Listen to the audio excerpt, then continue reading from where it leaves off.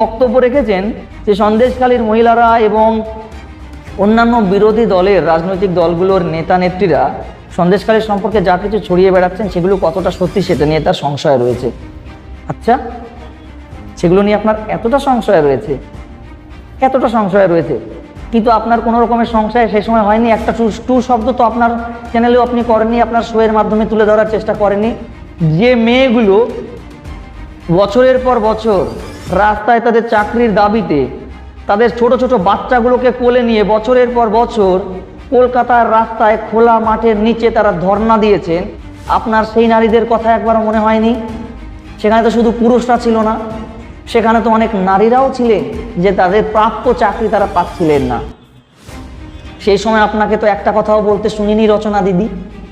আপনার একবারও মনে হয়নি তো সেই কথা? পার্ক স্ট্রিট গণধর্ষণ মামলা কোথায় গেল? একটা টু শব্দ আপনি করেননি আপনার শোতে।